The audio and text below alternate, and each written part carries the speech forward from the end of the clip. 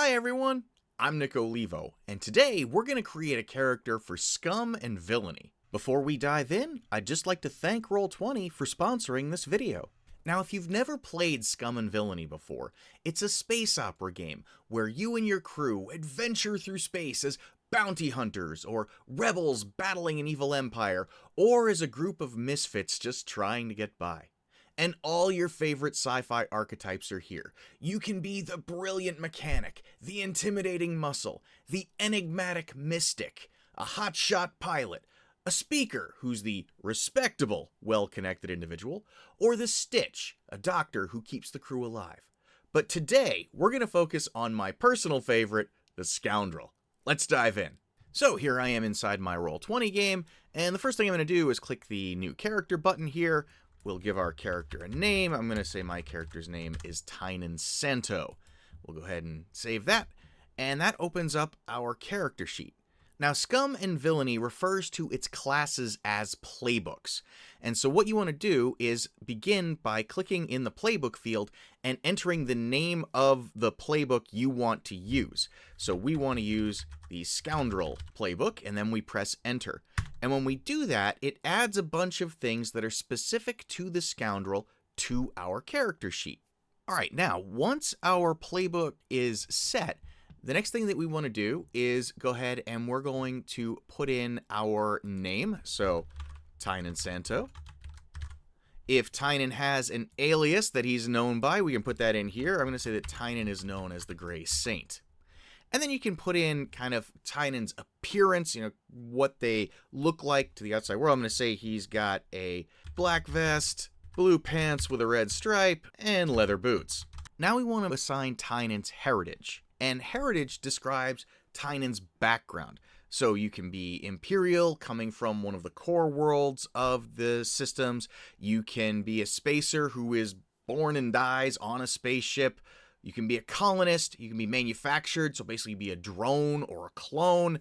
You can also be an alien, in which case you'd select this Xeno heritage. For our purposes here, I'm going to say that Tynan is Imperial and his family trades in rare spices. Now, when you select your heritage, you also assign one action point, which are these arrows that you see over here. Action points determine how good your character is at a particular task. So, for example, Helm is the action that you use when you want to pilot a ship. Command is when you want to intimidate someone or bark orders. Sway is when you're trying to persuade someone. And the more of these arrows that you have filled in, the better you are at that particular action. So we're going to say that because Tynan comes from an Imperial family which traded in rare spices, I'm going to say that he probably knows how to consort, which is socializing with friends and contacts. Now we need to give him a background. And so we can be an academic, we can be a laborer, we can be former military. I'm going to say that Tynan is military and that he didn't like the way the Empire was running things, so he's gone AWOL. And now we're going to assign another action point that represents this background here. Given that he's got military experience, I'm going to put a point into command. So now we get 2 more action points to spend on whatever we want. So I'm going to say that in his time out in the verse that Tynan has probably also learned how to fly a ship. So we'll give him another action point in Helm. And he's probably figured out how to jury rig things out there in the verse too. So we're going to give him a point in rig. Now, during character creation, no one action can have more than 2 points assigned to it. And these points effectively determine how many dice you can roll in order to perform a particular action. And actions are how you affect the world. So in Tynan's case, he's very charming. So when he's trying to sway someone, he'll be rolling 2 dice. If he's trying to helm the ship, he'll only be able to roll 1 die.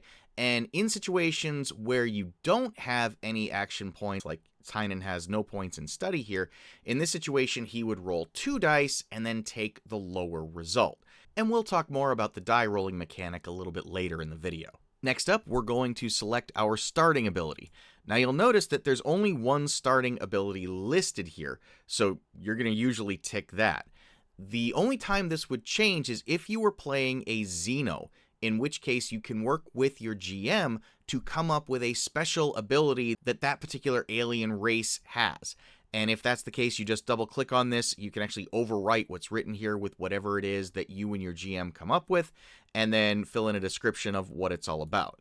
I'm going to stick with the default for Tynan because he is not a member of an alien race. He is human, and so he has this serendipitous ability which gives the crew an additional gambit when the pool resets. And basically what that means is when you start a job, when you're going on a mission, your crew has a certain number of what are called gambits, which are basically this pool of bonus dice that anybody can draw from when they are making a roll. So you've got 2 or 3 of them depending upon what kind of a ship you have, and so this gives you 1 more.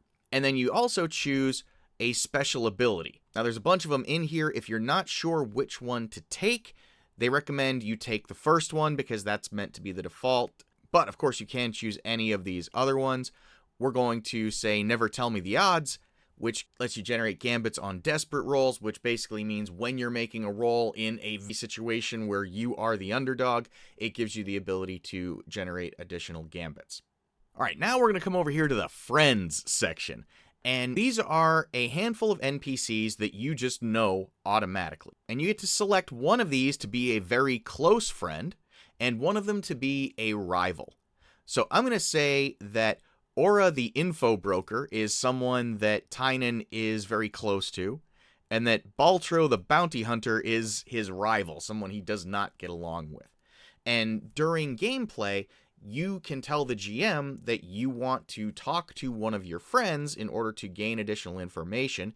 And if it's your good friend here, then the GM may give you a bonus die on the roll to gather information, for example. And if you run into a situation where things go sideways, maybe the GM introduces Batro, the bounty hunter, who's coming for you to bring you back because you've gone AWOL or something like that. And as you meet more NPCs, you can click this add button here and add them to your list. Now, the last thing that we're going to do is add in our character's vice. And a vice is a habit that they have that they are going to use to blow off steam in-game. Essentially, what's going to happen is as your character adventures, they're going to build up stress. And stress is a resource that you can use to do things like, for example, you can add 2 points of stress to your bar in order to gain bonus dies in certain situations or to activate special playbook abilities. But when you take too much stress, you start suffering trauma. And if you take too much trauma, then your character is forced into retirement. So stress is a resource that you can use, but it's one that you have to manage very carefully.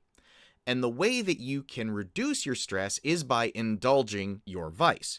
And while it says vice, it doesn't necessarily mean it's something bad. It could be that your character has a very strong faith, and so they go and spend time at their temple.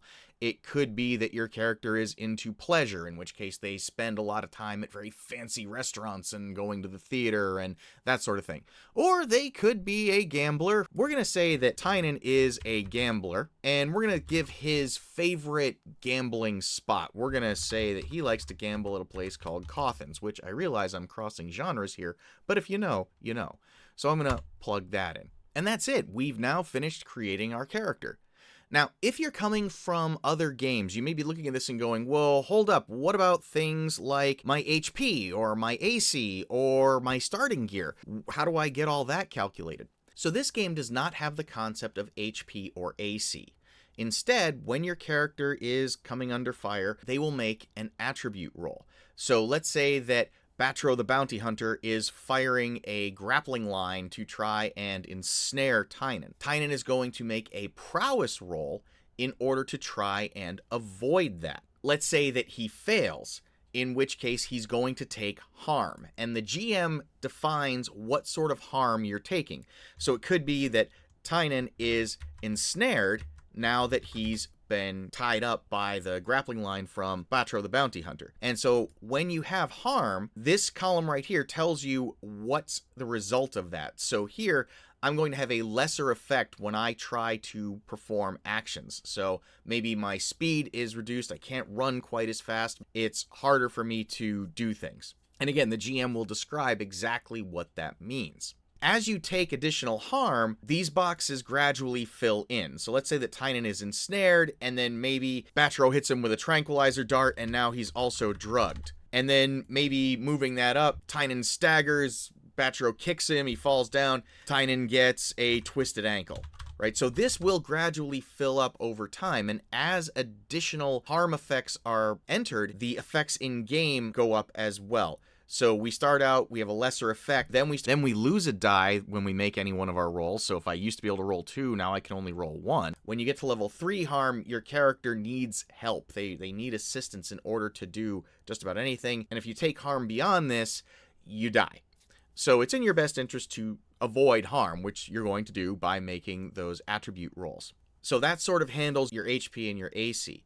As far as gear goes, when you start your mission, you choose how much gear you want to carry. And so that's handled here with this load section. So you can say that you're going to have a loadout of 3, of 5, or of 6. Basically, the trade-offs for each of these is how conspicuous are you? If you're carrying just 3 pieces of gear, you can probably blend in just about anywhere with anybody. At normal, you're slightly conspicuous, and at heavy, you look like you're packing. But then when it comes to actually selecting which items you're going to have, you don't do that until you're actually in the game. So if you think about your favorite heist movies or spy movies, those characters always seem to have the right tool for the job just handy. And that's how Scum and Villainy works. So you're in a situation where you need a blaster pistol. Cool, you tick that box, and now that blaster pistol counts as one of your 5 items in your loadout. A little later on, you need to fix something. You're going to try and repair a broken console. Boom, yeah, you've got your repair tools with you, and now you've got 3 slots left. And you just keep going. Items that are italicized don't count for load. So you're always going to have your loaded dice or your trick holo cards, the forged documents, the personal memento, whatever that happens to be, and so on. You'll always have those, but anything else, you're going to choose at the moment in time when you actually need it. And just so you know, items that have 2 boxes next to them represent 2 slots in your loadout. So a heavy blaster takes up more space than a regular one. Now, I said earlier that we would talk a little bit about how the die rolling mechanic works in Scum and Villainy. So let's look at that. So let's say that Tynan wants to persuade someone to let him get into a spot where he's not supposed to go. So what we're going to do is try and sway this individual. So we click on sway, and now the character sheet is prompting us, hey, what position are we working in? And there's 3 positions available. Again, your GM will tell you which one you're in. Risky is the default, which means you're taking a chance with whatever kind of action you're doing. A controlled position means that you are in a situation where you have some sort of edge. You've got an advantage that you are exploiting.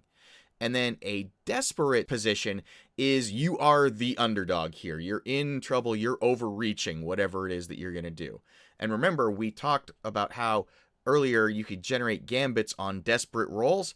This is where that comes into play. So for the scoundrel, it's actually in their best interest to try and work from a position of desperation because they can generate more gambits for their crew. But for right now, we'll just say risky. We'll submit that. And then we also have to determine what is our effect.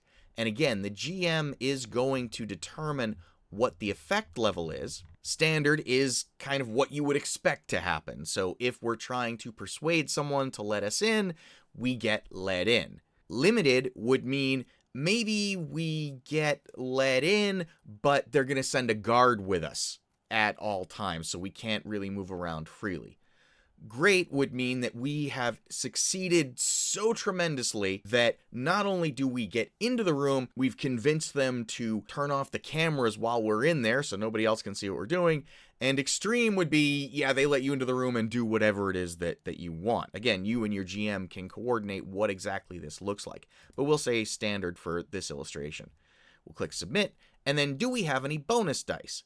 And we can get bonus dice as listed here on the character sheet by taking stress, or by spending a gambit, or we can also take a devil's bargain, which is when the GM comes up with some situation where, yeah, you can have an advantage now, but it's going to cost you something else later on. Maybe Batro the Bounty Hunter is getting closer to you, or maybe if you fail, it's going to trigger some kind of an alarm and they're going to send a whole bunch of guards in, whatever that is. So you choose however many bonus dice you have. Let's say that I've spent 2 stress and I'm going to get 1 bonus die, and I will click submit. And now over in chat, it gives me my results. And so we see that Tynan has rolled a sway, and we rolled 3 dice, and we got a 4, a 4, and a 2. In Scum and Villainy, you only care about the highest number, which in this case is going to be a 4. So depending on what you roll determines the degree of success that you had. In our case, we rolled a 4, so we had a partial success, meaning what we were trying to do was achieved, but there are consequences. Something else has happened as a result of this roll. If we rolled a 1 to a 3, we pretty much fail what we're doing, and if we roll a 6, then we were completely successful. And if you roll 2 6s, that's a critical success. If you have 0 points in an action, like I said earlier, you're going to roll 2 dice and take the lowest roll, and you can't get a critical success when you have 0 points in a particular skill. And that's really all you need in order to set up a character in Scum and Villainy. We understand the basic die mechanics, and we know how to create a character. Now, obviously there's a lot more to the system. We didn't talk about XP or gaining additional skills or things like that, but this is all you need to get up and running with the game. And it's a really fast-paced narrative game with all your favorite sci-fi tropes, so I definitely recommend checking it out. I'll put a link down in the video description to where you can pick it up on DriveThruRPG and on Roll20. And if you found this video helpful, please give it a like and consider subscribing. And until next time, folks, happy gaming.